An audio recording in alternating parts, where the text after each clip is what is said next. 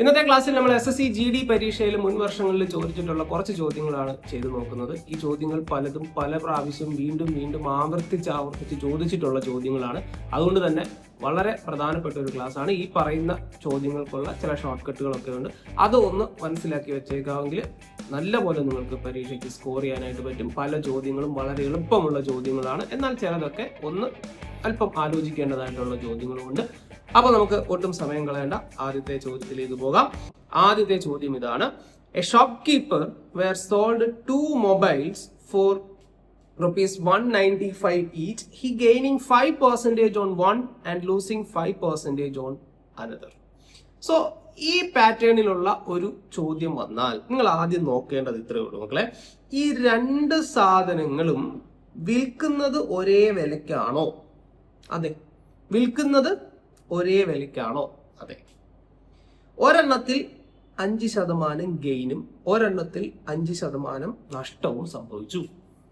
അപ്പോൾ ഒരെണ്ണത്തില് +5%, അതായത് പ്രോഫിറ്റ്, അതാണ് ഞാൻ പ്ലസ് എന്നിട്ടേക്കുന്നത്. വേറൊരെണ്ണത്തില് -5% ലോസ്. അപ്പൊ ഇത് പ്രോഫിറ്റും ഇത് ലോസും ആയിരിക്കും. അപ്പോൾ ഒരെണ്ണം പോസിറ്റീവും ഒരെണ്ണം നെഗറ്റീവും, +A-യും -A-യും. ഫൈനൽ ആൻസർ എന്താന്ന് ചോദിച്ചാൽ +A-യും -A-യും ആണെങ്കിൽ A²/100 ലോസ് ആയിരിക്കും. A²/100 ലോസ് ആയിരിക്കും. അപ്പൊ ഇവിടെ A² എന്ന് പറയുമ്പോൾ 5ന്റെ സ്ക്വയർ ഡിവൈഡഡ് ബൈ 100. 5ന്റെ സ്ക്വയർ 25 ഡിവൈഡഡ് ബൈ 100 എത്രയാണ്? 0.25% ലോസ് ആണ്. 0.25% ലോസ് ആണ്. അവിടെ അങ്ങനെ ഒരു ഉത്തരവുണ്ടോ? ഉണ്ട്. അപ്പൊ ചോദിക്കും, സാർ ഇതിന്റെ പുറകിൽ നടക്കുന്ന കാര്യം എന്താണ്? ഇതെന്താണ് ഇങ്ങനെ പറഞ്ഞാൽ, അല്ലെങ്കിൽ എന്താണ് ഇതിന്റെ ഇവിടെ സംഭവിച്ചത്? ഇവിടെ ഇപ്പൊ എന്താ ഉണ്ടായേ? ഇവിടെ ഉണ്ടായത് എന്താന്ന് ചോദിച്ചു കഴിഞ്ഞാൽ നമുക്ക് നോക്കാം. ആദ്യം എന്താ പറഞ്ഞിരിക്കുന്നത്? സെല്ലിംഗ് പ്രൈസ് എത്രയാണ്? 1995. അപ്പോൾ രണ്ടെണ്ണത്തിനും കൂടി അയാളുടെ ടോട്ടൽ സെല്ലിംഗ് പ്രൈസ് എത്ര? 1995 × 2 3990 എന്ന് കിട്ടും. ഇനി ആദ്യത്തേത് വിൽക്കുന്നത് 5% ലാഭത്തില എന്ന് പറഞ്ഞാൽ, 5% ലാഭം എന്ന് പറഞ്ഞാൽ കോസ്റ്റ് പ്രൈസ് 100 ആണെങ്കിൽ സെല്ലിംഗ് പ്രൈസ് 105 ആയിരിക്കും. ആ 105 ആണ് പറഞ്ഞിട്ടുള്ള എത്ര? 1995. അവിടെ 100 കോസ്റ്റ് പ്രൈസ് എത്രയാണ് നമ്മൾ കണ്ടുപിടിക്കുമ്പോൾ 1995 ഡിവൈഡഡ് ബൈ 105 × 100. കോസ്റ്റ് പ്രൈസ് നമുക്ക് അവിടെ എത്ര കിട്ടും? 1900. കോസ്റ്റ് പ്രൈസ് എത്ര കിട്ടും? 1900. ഇനി അതായത് 1900 രൂപയുടെ സാധനം 1995 രൂപയ്ക്ക് വിറ്റു, 5% ലാഭം കിട്ടി. ഇനി വേറൊരു കാര്യം പറയുന്നുണ്ട്, 5% നഷ്ടം എന്ന് പറഞ്ഞാൽ എന്താ? കോസ്റ്റ് പ്രൈസ് 100 ആണെങ്കിൽ സെല്ലിംഗ് പ്രൈസ് 95 ആയിരിക്കും. ആ 95 എന്ന് പറയുന്നതാണ് എത്ര? 1995. കാരണം രണ്ടും എത്രയാണ്? രണ്ടിന്റെ സെല്ലിംഗ് പ്രൈസ് ഈക്വൽ ആണ്. അപ്പൊ ഇവിടെ നമ്മൾ കോസ്റ്റ് പ്രൈസ് എത്ര എന്ന് ആലോചിക്കുമ്പോൾ 1995 ഡിവൈഡഡ് ബൈ 95 × 100 എന്ന് പറയുമ്പോൾ നമുക്ക് 2100 എന്ന് കിട്ടും. അപ്പോൾ ആദ്യത്തെ സെല്ലിംഗ് പ്രൈസ് 1900, രണ്ടാമത്തെ സെല്ലിംഗ് പ്രൈസ് 2100. ഇത് തമ്മിൽ കൂട്ടുമ്പോൾ നമുക്ക് എത്ര കിട്ടും? 4000 എന്ന് കിട്ടും. അപ്പൊ നോക്കിക്കേ, ആകെ ചെലവായത് 4000 രൂപ. ഇതാണ് അയാളുടെ ടോട്ടൽ കോസ്റ്റ് പ്രൈസ്, ഇതാണ് അയാളുടെ ടോട്ടൽ സെല്ലിംഗ് പ്രൈസ്.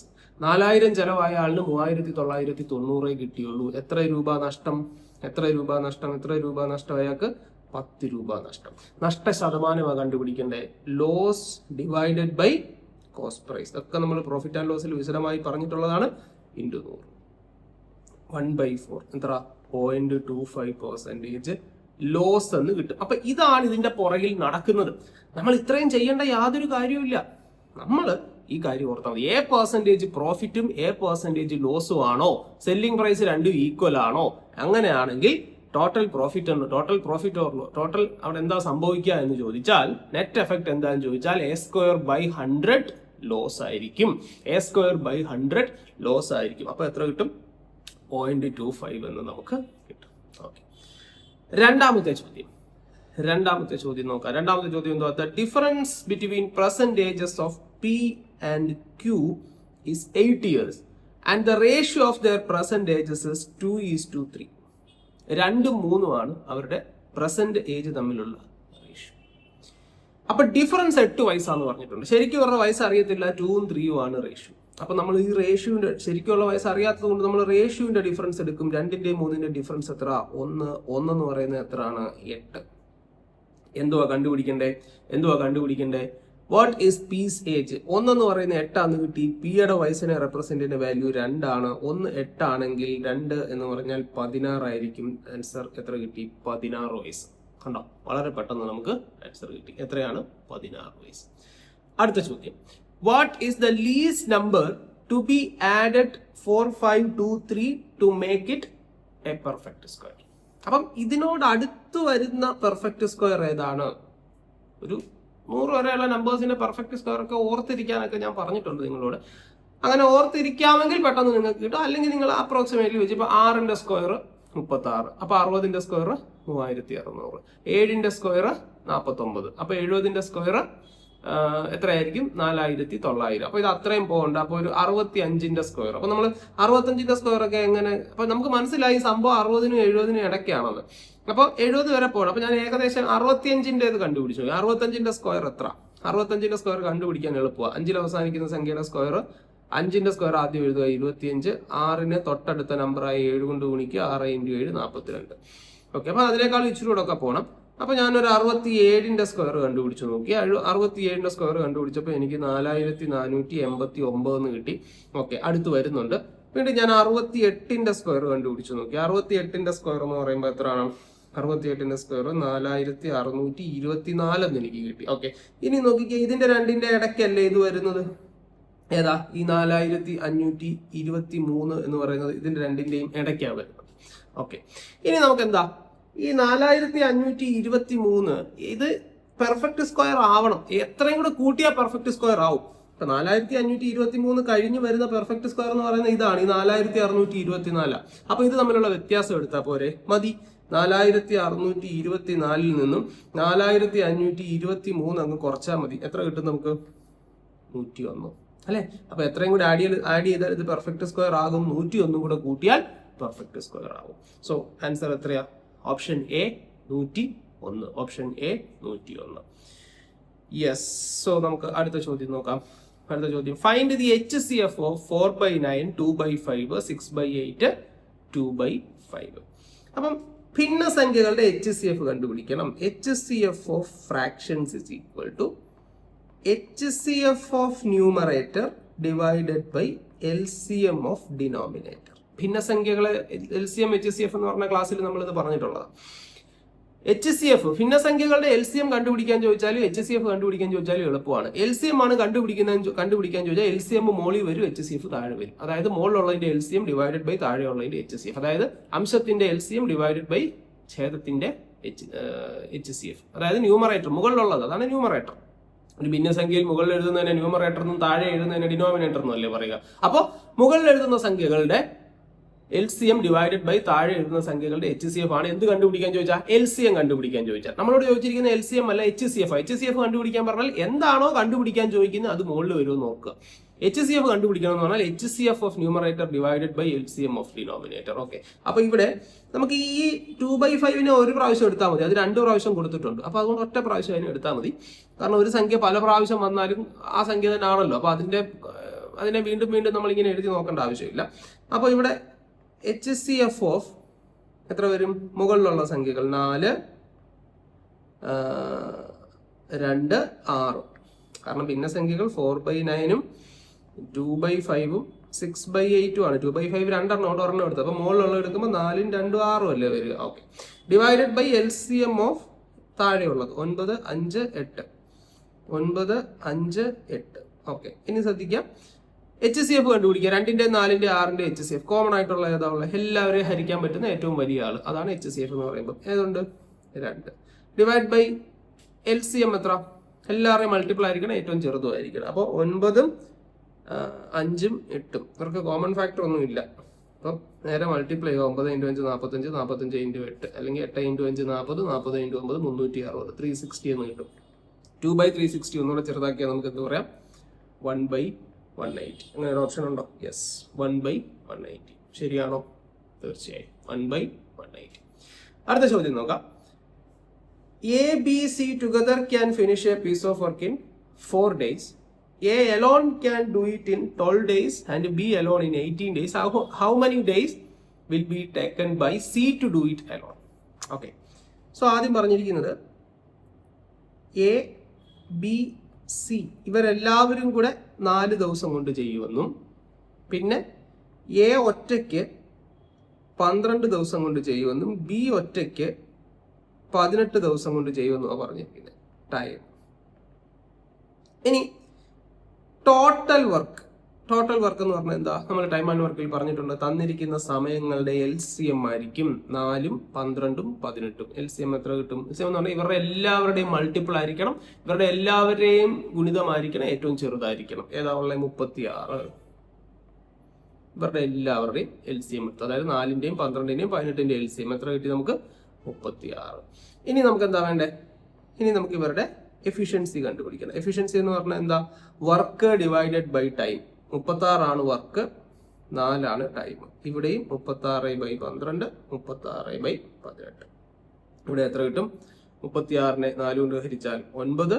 ഇവിടെ എത്ര കിട്ടും? 36നെ 12 കൊണ്ട് ഹരിച്ചാൽ 12 എത്ര കിട്ടും? 3.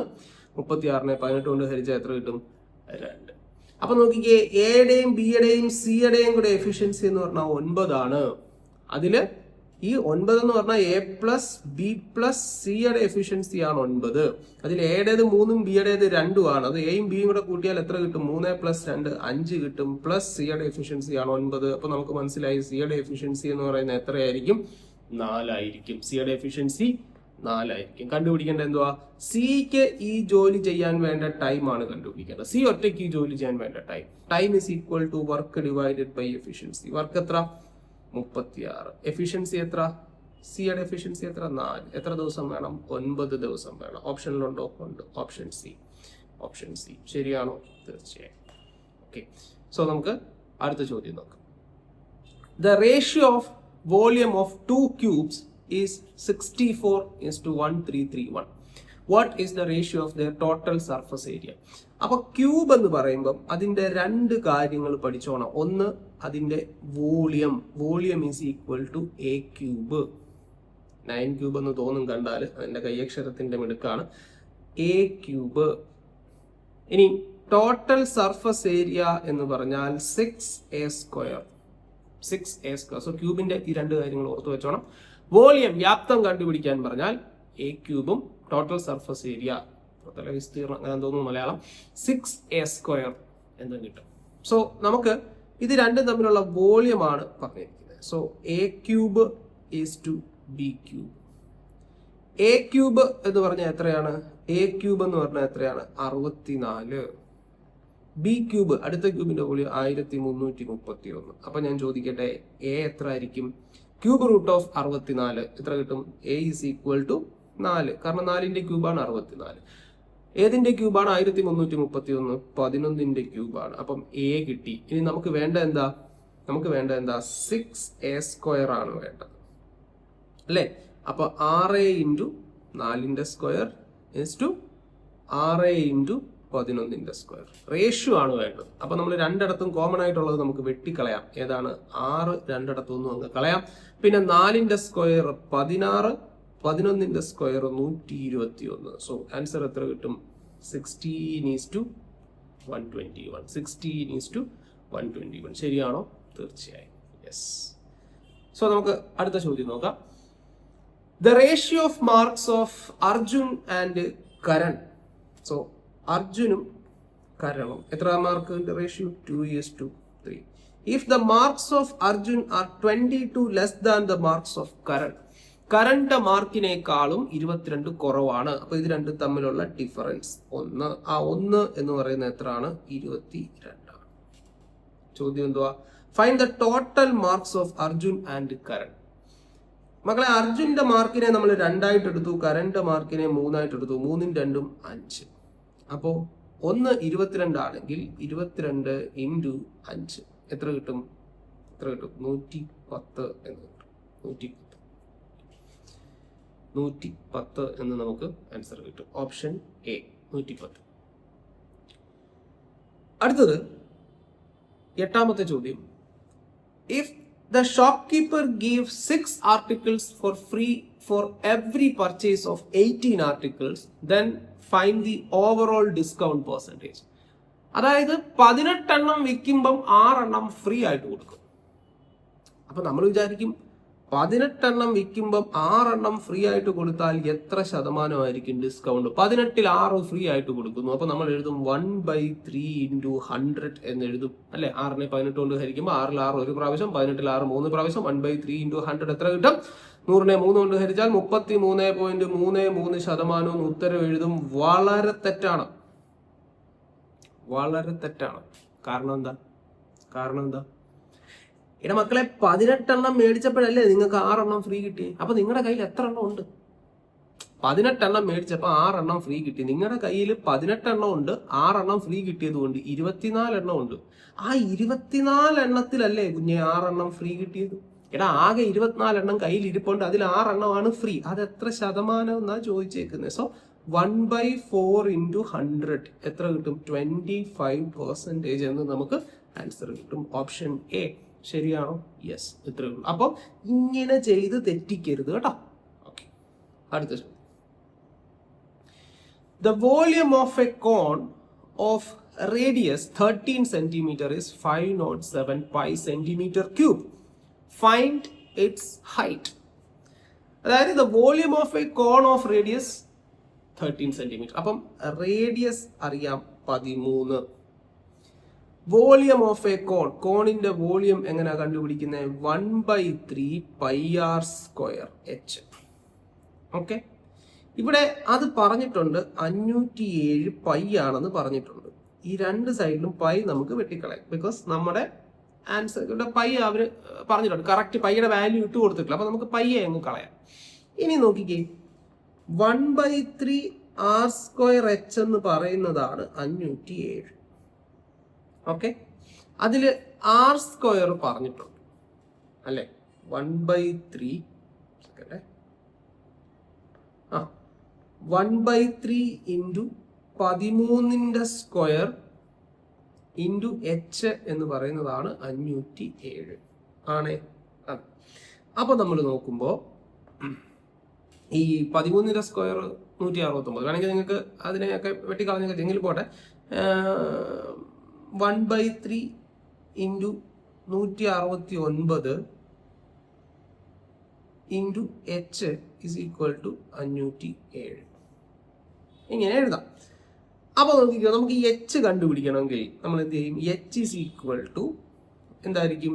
ഇവിടെ ഹരിച്ചിരിക്കുന്ന 3 കൊണ്ട് ഗുണിക്കണം. 507 × 3 ഡിവൈഡഡ് ബൈ 169. 169 എന്ന് പറയുന്നത് 3 പ്രാവശ്യമാണ് 507. പിന്നെ ബാക്കി 3 ഉള്ളൂ. 3 × 3 9 എന്ന് നമുക്ക് ആൻസർ കിട്ടും. So 9 centimetre. 9 സെന്റിമീറ്റർ. ശരിയാണോ? തീർച്ചയായും. അടുത്ത ചോദ്യം. യെസ്, ഇത് ഒരുപാട് പ്രാവശ്യം ഇങ്ങനെയുള്ള ചോദ്യങ്ങൾ ഇത് സ്ഥിരമായി ചോദിച്ചു കാണുന്ന ഒരു ചോദ്യമാണ്. നമുക്കിത് വളരെ പെട്ടെന്ന് ചെയ്യാം. ഇത്രയേ ഉള്ളൂ. നിങ്ങൾ ഈ അവസാന ഭാഗത്തേക്ക് പോകണം. നിങ്ങൾ ഇവിടുന്ന് ഇങ്ങനെ ഈ ഒരു ആരോ മാർക്ക് ശ്രദ്ധിച്ചോളാം. ഇവിടുന്ന് അങ്ങോട്ട് വേണം നോക്കാനായിട്ട്. മക്കളെ, 25ന്റെ റൂട്ട് എത്ര? 5. ആ 5നെ ഈ 11ന്റെ കൂടെ കൂട്ടുക. എത്ര കിട്ടി? 16. അപ്പം എത്ര കിട്ടി? 16. ഇനി 16ന്റെ റൂട്ട് എടുക്കുക. എത്ര കിട്ടി? 4. ആ കിട്ടിയ 4നെ ഈ 21ന്റെ കൂടെ കൂട്ടുക. അപ്പൊ എത്ര കിട്ടി? 25 കിട്ടി. 25ന്റെ റൂട്ട് എടുക്കുക. എത്ര കിട്ടി? 5. ആ കിട്ടിയ 5നെ ഇതിന്റെ കൂടെ കൂട്ടുക. 5ഉം 31 കൂടെ കൂട്ടുമ്പോൾ എത്ര കിട്ടും? 36. ആ 36ന്റെ റൂട്ട് എടുക്കുക. എത്ര കിട്ടും? 6. ആ 6നെ ഇതിന്റെ കൂടെ കൂട്ടുക അല്ലെ. അപ്പം എത്ര കിട്ടും? 58ഉം 6ഉം എത്ര കിട്ടി? 64. ആ 64ന്റെ റൂട്ട് എടുക്കുമ്പോൾ നമുക്ക് എത്ര കിട്ടും? 8. So ഓപ്ഷനിലുണ്ടോ?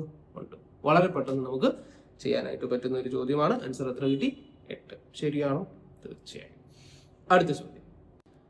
₹800 amounts to ₹920 in 3 years. 800 രൂപ 920 രൂപയായി എത്ര വർഷം കൊണ്ടാ? 3 വർഷം കൊണ്ട്. അപ്പം 3 വർഷം കൊണ്ട് കിട്ടിയ പലിശ, ഇവിടെ സിമ്പിൾ ഇൻട്രസ്റ്റ് ആണെന്ന് അവർ പറഞ്ഞിട്ടുണ്ട്. 3 വർഷത്തെ പലിശ എത്ര ആയിരിക്കും? 120 രൂപയായിരിക്കത്തില്ല. കാരണം 800 920 ആയെന്ന് പറയുമ്പോൾ 800 രൂപ കൊണ്ടിട്ട് 920 രൂപ അക്കൗണ്ടിൽ കിടപ്പുണ്ട്. അപ്പൊ എത്ര രൂപ പലിശ കിട്ടി? 120 രൂപ പലിശ കിട്ടി. ആ 120 എന്ന് പറയുന്നത് 3 വർഷത്തെ സിമ്പിൾ ഇൻട്രസ്റ്റ് ആണ്. ഓക്കെ, സോ 3 വർഷത്തെ സിമ്പിൾ ഇൻട്രസ്റ്റ് 120 ആണ്. വേണമെങ്കിൽ ഇവിടെ വെച്ച് തന്നെ നമുക്ക് പെർസെൻറ്റേജ് കണ്ടുപിടിക്കും. പോട്ടെ, 1 വർഷത്തെ സിമ്പിൾ ഇൻട്രസ്റ്റ് എത്ര? 120 ഡിവൈഡഡ് ബൈ 3 എത്ര കിട്ടും?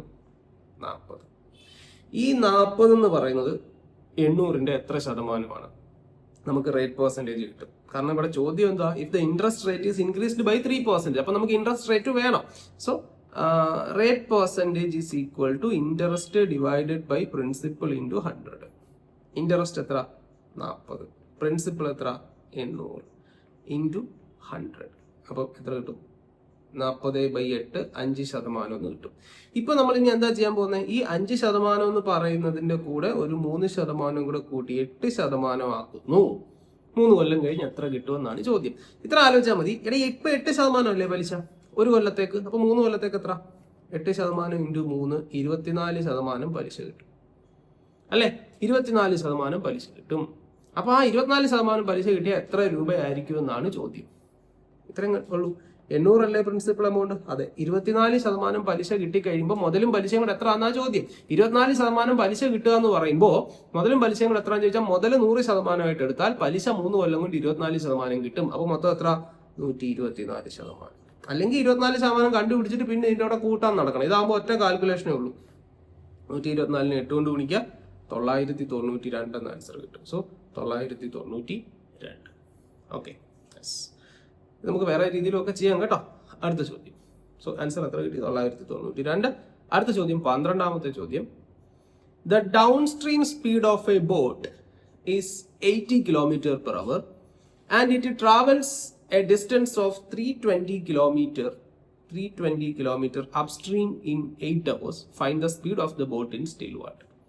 അപ്പോൾ the Dawn stream speed of A boat അത് അവർ ഡയറക്റ്റ് ആയിട്ട് നമുക്ക് തന്നിട്ടുണ്ട്. Down stream speed 80 km/h.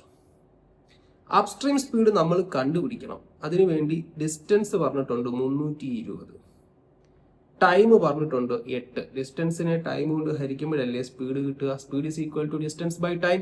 So 320/8 എത്ര കിട്ടുന്നു? 40 km/h. സോ ഡൗൺ സ്ട്രീം സ്പീഡും അപ്സ്ട്രീം സ്പീഡും അറിയാമെങ്കിൽ ബോട്ടിന്റെ സ്പീഡ് കണ്ടുപിടിക്കുന്നത് എങ്ങനെയാ? ബോട്ടിന്റെ സ്പീഡ് എന്ന് പറഞ്ഞാൽ ഡൗൺ സ്ട്രീം സ്പീഡും അപ്സ്ട്രീം സ്പീഡും നിങ്ങൾക്ക് അറിയാമെങ്കിൽ 2 കാര്യങ്ങൾ നിങ്ങൾക്ക് കണ്ടുപിടിക്കാം. എന്തൊക്കെയാ?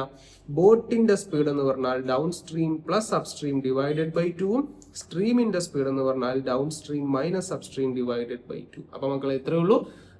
അപ്സ്ട്രീമും ഡൗൺ സ്ട്രീമും അല്ലെ? നിങ്ങൾക്ക് ഡൗൺ സ്ട്രീം സ്പീഡും അപ്സ്ട്രീം സ്പീഡും അറിയാമെങ്കിൽ അത് തമ്മിൽ കൂട്ടിയിട്ട് പകുതി കണ്ടാൽ ബോട്ടിന്റെ സ്പീഡും കുറച്ചിട്ട് പകുതി കണ്ടാൽ സ്ട്രീമിന്റെ സ്പീഡുമായിരിക്കും. ഓക്കെ, സോ ബോട്ടിന്റെ സ്പീഡ് എന്ന് പറയുമ്പോൾ downstream plus upstream divided by 2 80 plus 40 divided by 2 എത്ര കിട്ടും? 120 divided by 2 60 km/h. 60 km/h. Okay, അടുത്ത ചോദ്യം 13ാമത്തെ ചോദ്യം നോക്കാം നമുക്ക്. The ratio between speeds of 2 trains is 2:5. ആദ്യത്തെ ട്രെയിൻ, രണ്ടാമത്തെ ട്രെയിൻ. 2 ട്രെയിനിന്റെ സ്പീഡ് തമ്മിലുള്ള റേഷ്യോ 2:5 ആണ്. If the first train runs 350 km in 5 hours, അപ്പോൾ ഡിസ്റ്റൻസ് 350, ടൈം 5 hours. അപ്പോൾ speed is equal to distance by time എന്ന് പറയുമ്പോൾ 350 ഡിവൈഡഡ് ബൈ 5 എത്ര കിട്ടുന്നു? 70 എന്ന് കിട്ടുന്നു. അപ്പം 2 എന്ന് പറയുന്നത് 70 ആണ്. നമുക്ക് മനസ്സിലായ കാര്യം, 2 എന്ന് പറഞ്ഞാൽ 70 ആണ്. 2 70 ആണ്. കണ്ടുപിടിക്കേണ്ടത് എന്താണ്? Then the difference between speed of both the trains. ഈ 2 ട്രെയിനിന്റെ സ്പീഡ് തമ്മിലുള്ള ഡിഫറൻസ്, 2ഉം 5ഉം തമ്മിലുള്ള ഡിഫറൻസ് എത്ര? 5 മൈനസ് 2 3. അപ്പം 3 എത്ര എന്നാണ് നമുക്ക് കണ്ടുപിടിക്കേണ്ടത്. 2 70 1 എത്ര ആയിരിക്കും? 70ന്റെ പകുതി. 2 മുട്ടായിക്ക് 70 രൂപയാണെങ്കിൽ ഒരു മുട്ടായിക്ക് എത്ര ആയിരിക്കും? 35. കണ്ടുപിടിക്കേണ്ടത് 3 ആണ്. ഒരു മുട്ടായിക്ക് 35 ആണെങ്കിൽ 3 മുട്ടായിക്ക് 35 × 3 105 105. ഓപ്ഷൻ ഡി ശരിയാണോ? തീർച്ചയായും. അടുത്ത ചോദ്യം 14ാമത്തെ ചോദ്യം. In an election, 9% of the voters did not vote for their candidate. അതായത് ഇൻവാലിഡ് വോട്ടാണ്, അല്ലെങ്കിൽ അവർ വോട്ട് ചെയ്തില്ല, ആ വോട്ടിനെ നമ്മൾ കൗണ്ട് ചെയ്യാൻ എടുക്കത്തില്ല എന്ന് പറഞ്ഞാൽ ഒന്നുകിൽ അവർ വോട്ട് ചെയ്യാനായിട്ട് വന്നില്ല, അല്ലെങ്കിൽ അത് ഇൻവാലിഡ് ആണ്. സോ ഇവിടെ വോട്ട് ചെയ്തില്ല, അവർ വന്നില്ല എന്ന് തന്നെ വിചാരിക്കാം. ഓക്കെ. സോ ടോട്ടൽ വോട്ടേഴ്സ് അവിടെ എത്രയായിരിക്കും? പെർസെൻറ്റേജിൽ നമ്മൾ പറയുമ്പോൾ മൊത്തം എന്ന് പറയുമ്പോൾ 100%. അതിൽ 9% ആളുകൾ വോട്ട് ചെയ്തില്ല. അപ്പൊ അവിടെ കാസ്റ്റ് ചെയ്ത വോട്ട് എത്രയായിരിക്കും? 100 പേരുണ്ടെന്ന് വിചാരിക്കുക, 9 പേര് ചെയ്തില്ല. എത്ര പേര് ചെയ്തു? 91%. അത് വെച്ചിട്ടാണ് എലക്ഷൻ നടക്കുക. 2 പേർക്ക്, ആദ്യത്തെ കാൻഡിഡേറ്റ്, രണ്ടാമത്തെ കാൻഡിഡേറ്റ്. ആദ്യത്തെ കാൻഡിഡേറ്റിന് എത്ര കിട്ടിയെന്നാണ് പറയുന്നത്? 1 got 46% of the total vote. Total vote അതായത് 100ന്റെ 46% ഒരാൾക്ക് കിട്ടി. അപ്പൊ മറ്റേ ആൾക്ക് എത്ര ആയിരിക്കും? ആകെ 91 ഉള്ളൂ. അത് 46 ഒരുത്തം കൊണ്ടുപോയി. ബാക്കി എത്ര ഉണ്ടായിരിക്കും? അപ്പം 45%. ഇനി നോക്കിക്കേ, ഇതിൽ ആര് ജയിക്കും? കൂടുതൽ വോട്ട് കിട്ടിയ ആള് ജയിക്കും. ഇയാൾ ജയിക്കും, ഇയാൾ തോറ്റു. ഇനി ഇയാൾ ജയിക്കാനുള്ള കാരണം എന്താ? 46കാരന് 45നേക്കാൾ 1% കൂടുതൽ കിട്ടി. ആ 1% എന്ന് പറയുന്നതാണ് എത്ര വോട്ട് കിട്ടിയെന്ന് പറഞ്ഞാൽ 1/100 വോട്ട്. 100 വോട്ടിന് ജയിച്ചു. അപ്പൊ 1% എന്ന് പറയുന്നതാണ് 1% 100 ആണെങ്കിൽ കണ്ടുപിടിക്കേണ്ടത് എന്താ? Find the total voters in the election. Total vote 100%. 1% 100 ആണ്. അപ്പൊ 100% എന്ന് പറയുമ്പോൾ എത്ര ആയിരിക്കും? 100 × 100, 100 × 100 എത്ര കിട്ടും? 10,000, 10,000. ഓപ്ഷനിലുണ്ടോ? ഓപ്ഷൻ ബി ശരിയാണോ? തീർച്ചയായും. അടുത്ത ചോദ്യം. If 20 cube is subtracted from the square of a number. ഏതോ ഒരു നമ്പറിന്റെ സ്ക്വയറിൽ നിന്ന് നമ്മൾ എന്ത് കുറച്ചു എന്നാ പറയുന്നത്? 20 ക്യൂബ് കുറച്ചു എന്നാ പറയുന്നത്. സോ n സ്ക്വയർ, ഏതോ ഒരു നമ്പറിന്റെ സ്ക്വയർ, n സ്ക്വയറോ എക്സ് സ്ക്വയറോ എന്തേലും ഏതോ ഒരു നമ്പറിന്റെ സ്ക്വയറിൽ നിന്ന് 20യുടെ ക്യൂബ് എത്ര? 2ന്റെ ക്യൂബ് 8 ആണ്. അപ്പൊ 20ന്റെ ക്യൂബ് എത്ര? 8,000 നമ്മൾ കുറച്ചപ്പോൾ നമുക്ക് എത്ര കിട്ടി? 4,321 കിട്ടിയെന്നാ പറയുന്നത്. അപ്പൊ ഞാൻ ചോദിക്കട്ടെ, ഈ n സ്ക്വയർ എന്ന് പറയുന്നത് എത്ര ആയിരിക്കും? ഈ -8,000 അപ്പുറത്ത് പോകുമ്പോൾ +8,000 ആവും. 4,321ന്റെ കൂടെ 8,000 കൂടെ കൂട്ടുമ്പോൾ 12,321 ആണ് n സ്ക്വയർ. അപ്പൊ n എത്ര ആയിരിക്കും? n is equal to √12,321. എത്ര കിട്ടും നമുക്ക്? 12,321 എത്ര കിട്ടും? 12,321ന്റെ സ്ക്വയർ റൂട്ട് എന്ന് പറഞ്ഞാൽ 111. സോ ആൻസർ എത്ര? Option A 111. ഉണ്ടോ? വളരെ പെട്ടെന്ന് ചെയ്യാവുന്ന ചോദ്യങ്ങളാണ്. അപ്പൊ ഇന്നത്തെ ഈ 15 ചോദ്യങ്ങളും വളരെ പെട്ടെന്ന് ചെയ്യാവുന്ന ചോദ്യങ്ങളാണ്.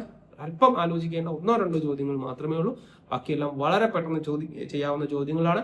ഞാൻ തുടക്കത്തിൽ പറഞ്ഞതുപോലെ ഈ ചോദ്യങ്ങളെല്ലാം പല പ്രാവശ്യം പരീക്ഷയ്ക്ക് ചോദിച്ചിട്ടുള്ളതാണ്. വീണ്ടും ആവർത്തിച്ച് ചോദിച്ചിട്ടുള്ള ചോദ്യങ്ങളാണ്. അപ്പോൾ ഒന്ന് ശ്രദ്ധിച്ചുകൊണ്ട് പോയാൽ, ഇതേപോലെയുള്ള ചോദ്യങ്ങൾ നോക്കിക്കൊണ്ട് പോയാൽ തീർച്ചയായും നിങ്ങളുടെ ഒരു മാർക്ക് നഷ്ടപ്പെടത്തില്ല. അപ്പം ഇന്നത്തെ ക്ലാസ് ഇത്രയേ ഉള്ളൂ. ഇവിടെ നമ്മൾ നമ്മുടെ അവസാനത്തെ സ്ക്രീനിലേക്ക് വന്നു. അപ്പോൾ ഞാൻ എപ്പോഴും പറയുന്നൊരു കാര്യം, നിങ്ങൾ വെറുതെ പഠിച്ചത് കൊണ്ട് മാത്രം പോലും, ഇപ്പം എൻ്റെ ആണെങ്കിലും മറ്റ് യൂട്യൂബ് ചാനലുകളാണെങ്കിലും അല്ലെങ്കിൽ നിങ്ങൾ ഏതെങ്കിലും കോഴ്സ് ചെയ്യുന്നുണ്ടെങ്കിലും ഒക്കെ അവിടെയൊക്കെ ഒരുപാട് വീഡിയോ ലെസൺസ് നിങ്ങൾക്ക് കിട്ടും. സാധാരണ കുട്ടികൾ ആ ലെസൺസ് കാണുന്നു, അതിൽ പറയുന്ന ചോദ്യങ്ങളൊന്ന് ചെയ്തു നോക്കുന്നു, അവിടം കൊണ്ട് അവരുടെ ലേണിംഗ് പ്രോസസ്സ് അവർ അവസാനിപ്പിക്കുകയാണ്. അങ്ങനെയല്ല നിങ്ങൾ കണക്ക് പഠിക്കേണ്ടത്. നിങ്ങൾ കണക്ക് പഠിക്കുന്നത് എപ്പോഴും നിങ്ങൾ ഒരു റിസോഴ്സ് നിങ്ങളുടെ ഉണ്ടാവും. അപ്പം എൻ്റെ യൂട്യൂബ് ചാനലാണ് കാണുന്നതെന്ന് വിചാരിക്കുക. ഓക്കെ, ഞാനൊരു വീഡിയോയിൽ 10 ചോദ്യങ്ങൾ ചെയ്യുന്നത് നിങ്ങൾ കണ്ടു, പഠിച്ചു, ആ ചോദ്യങ്ങൾ നിങ്ങൾക്ക് മനസ്സിലായി. അപ്പം നിങ്ങൾ വിചാരിക്കുക ഓക്കെ എനിക്കിത് ക്ലിയർ ആയി. അപ്പം ആ ഒരു നിങ്ങളൊരു ഒരു ഒരു ഒരു കിണറ്റിൽ കിടക്കുന്ന ഒരു തവളയുടെ കണ്ണിലൂടെയാണ് അതിനെ കാണുന്നത്. ഈ 10 ചോദ്യങ്ങളാണ് നിങ്ങളെ സംബന്ധിച്ച് ആ വിഷയം. പ്രോഫിറ്റ് ആൻഡ് ലോസിന്റെ 10 ചോദ്യങ്ങൾ ഞാൻ പഠിപ്പിക്കുന്ന ഒരു വീഡിയോ നിങ്ങൾ കണ്ടാൽ നിങ്ങളെ സംബന്ധിച്ച് പ്രോഫിറ്റ് ആൻഡ് ലോസ് എന്ന് പറഞ്ഞാൽ ഈ 10 ചോദ്യങ്ങളാണ്. അതാണ് ഏറ്റവും വലിയ തെറ്റ്. ഒരു 10,000 ചോദ്യങ്ങൾ നിങ്ങൾക്ക് പുറത്ത് കിടപ്പുണ്ട്, അത് ചെയ്ത് നോക്കണം. പക്ഷെ ആ 10,000 ചോദ്യങ്ങൾ ചെയ്യാൻ ഈ 10 ചോദ്യങ്ങളുടെ ബാക്കപ്പ് നിങ്ങൾക്ക് മതി. എൻ്റെ കാര്യം പറയുവാണെങ്കിൽ ഞാൻ അങ്ങനെ ആയിരിക്കും ക്ലാസ് എടുക്കുന്നത്. ഞാൻ ക്ലാസ് എടുക്കുന്നത് ഈ എൻ്റെ 10 ചോദ്യങ്ങൾ കാണുന്ന ഒരാളിന് ബേസിക് ക്ലിയർ ആക്കി ഞാൻ കൊടുക്കും. കാരണം ആ അറിവുണ്ടെങ്കിൽ അവന് പ്രോഫിറ്റ് ആൻഡ് ലോസിന്റെ ഈ പറഞ്ഞ ഏത് 10,000 ചോദ്യം അവന്റെ കയ്യിൽ കൊടുത്താലും അവന് ചെയ്യാൻ പറ്റും. ആ രീതിയിലാണ് ഞാൻ ക്ലാസ് എടുക്കുന്നത്. എനിക്ക് എൻ്റെ കാര്യത്തിൽ അത് ഉറപ്പ് പറയാൻ പറ്റും. അപ്പം ഈ ഒരു ബേസ് ക്ലിയർ ആയ ശേഷം നിങ്ങൾ ചെയ്യേണ്ടത് പിന്നെ പ്രാക്ടീസ് ആണ്. കാരണം അല്ലെങ്കിൽ പുതിയൊരു ചോദ്യം ഈ 10 അല്ലാതെ വേറൊരു ചോദ്യം കാണുമ്പോൾ നിങ്ങൾ സ്ട്രക്കായി പോയോ, ചെയ്യാൻ പറ്റുന്നില്ലല്ലോ, അവിടെ എനിക്ക് നന്നായി മനസ്സിലായത്, എവിടെ എനിക്ക് ചെയ്യാൻ പറ്റുന്നില്ലല്ലോ, എന്താ കാര്യം? ഞാൻ അതിനെ പ്രോപ്പറായിട്ട് പ്രാക്ടീസ് ചെയ്തിട്ടില്ല, അതാണ് കാരണം. ഞാൻ എന്ന് പറഞ്ഞാൽ ഇത് കാണുന്ന നിങ്ങൾ. അപ്പം വ്യക്തമായിട്ട് അതുകൊണ്ടാണ് എല്ലാ ക്ലാസ് കഴിയുമ്പോഴും അതിന്റെ ഇടയ്ക്കും എല്ലാം ഒരു 10,000 പ്രാവശ്യം ഞാൻ പറയുന്നത് പ്രാക്ടീസ് പ്രാക്ടീസ് പ്രാക്ടീസ്. അതിനുവേണ്ടി തന്നെയാണ് ഞാൻ ഒരു ആപ്പ് ഉണ്ടാക്കി വെച്ചിരിക്കുന്നത്. ഇഷ്ടം പോലെ ചോദ്യങ്ങൾ നിങ്ങൾക്ക് പ്രാക്ടീസ് ചെയ്യുന്നതിന് വേണ്ടി. നിങ്ങൾ ചെയ്താലും തീരാത്ത അത്രയും ചോദ്യങ്ങൾ നിങ്ങൾക്ക് ഒരിക്കലും, എനിക്ക് അഹങ്കാരത്തോടു കൂടി പറയാൻ പറ്റും, ജയകൃഷ്ണൻ എഡ്യൂട്ടിക്സ് എന്ന് പറയുന്ന എൻ്റെ ആപ്പ് അത് ഡൗൺലോഡ് ചെയ്ത് വെച്ചിരിക്കുന്ന ഒരു കുട്ടിക്ക് അവന്റെ ജീവിതകാലത്ത് അതിലെ മുഴുവൻ പരീക്ഷകളും എഴുതി തീർക്കാൻ പറ്റത്തില്ല. അത്രയധികം എക്സാമുകൾ ഉള്ള, എല്ലാ ദിവസവും ആകാശവാണിയിലെ പരിപാടികൾ വരുന്നത് പോലെ രാവിലെ 6:30 പ്രഭാതഭേരി, 6:45 മലയാളത്തിൽ വാർത്തകൾ, 6:50 സംസ്കൃതത്തിൽ വാർത്തകൾ, 7 മണിക്ക് പൊൻപുലരി, അങ്ങനെ ഓരോ പരിപാടികൾ ഇങ്ങനെ ഷെഡ്യൂൾ ചെയ്ത് വെച്ചിട്ടുണ്ടല്ലോ. അങ്ങനെ ആകാശവാണിയിൽ പരിപാടികൾ ഷെഡ്യൂൾ ചെയ്ത് വെച്ചിരിക്കുന്നത് പോലെയാണ് നമ്മുടെ ആപ്ലിക്കേഷൻ. എല്ലാ ദിവസവും കൃത്യമായ ഒരു സമയത്ത് ഓരോ പരീക്ഷകൾ ഇങ്ങനെ വന്നുകൊണ്ടിരിക്കും. അപ്പം ഇതെനിക്ക് അഹങ്കാരത്തോടു കൂടി പറയാൻ പറ്റും, എൻ്റെ ആപ്പിലെ എക്സാമുകൾ ഒരിക്കലും നിങ്ങൾക്ക് എഴുതി തീർക്കാൻ പറ്റില്ല. അത്രയധികം ചോദ്യങ്ങൾ ഉൾക്കൊള്ളിച്ചുകൊണ്ടാണ്, അത്രയധികം പ്രാക്ടീസ് എക്സാമുകൾ കുത്തി നിറച്ചുകൊണ്ടാണ് ഞാൻ നമ്മുടെ ആപ്പ് ഡെവലപ്പ് ചെയ്തിരിക്കുന്നത്. അത് എല്ലാ ദിവസവും ഇങ്ങനെ വന്നുകൊണ്ടേയിരിക്കും. അപ്പോൾ അതുകൊണ്ട് ആ ആപ്പ് നിങ്ങൾ പ്രയോജനപ്പെടുത്തുക. വളരെയധികം ചോദ്യങ്ങൾ അതിലുണ്ട്. പ്രാക്ടീസിന് വേണ്ടി മാത്രം ഉണ്ടാക്കിയിരിക്കുന്ന ആപ്ലിക്കേഷനാണ്. പ്ലേ സ്റ്റോറിലും iOS-ലും ഒക്കെ നിങ്ങൾക്ക് ഫ്രീ ആയിട്ട് ഇത് ഡൗൺലോഡ് ചെയ്ത് ഉപയോഗിക്കാനായിട്ട് പറ്റും. സോ അതൊരു കാര്യം നിങ്ങൾ നോക്കുക. ഞാൻ ഈ ക്ലാസ് എടുക്കുന്നതിനൊക്കെ പറയുന്ന ഒരു കാര്യമാണ്, പ്രാക്ടീസ് പ്രാക്ടീസ് പ്രാക്ടീസ് പ്രാക്ടീസ് ഏറ്റവും ഇമ്പോർട്ടൻ്റ് ആയിട്ടുള്ള ഒരു കാര്യമാണ്. സോ അതിനു വേണ്ടി ഉണ്ടാക്കിയിരിക്കുന്ന ആപ്ലിക്കേഷനാണ്. തീർച്ചയായിട്ടും നിങ്ങളത് പ്രയോജനപ്പെടുത്തുക. അപ്പോൾ ഇന്നത്തെ ക്ലാസ് ഇത്രയേ ഉള്ളൂ. നമുക്കിനി അടുത്ത ക്ലാസ്സിലൂടെ വീണ്ടും കാണാം.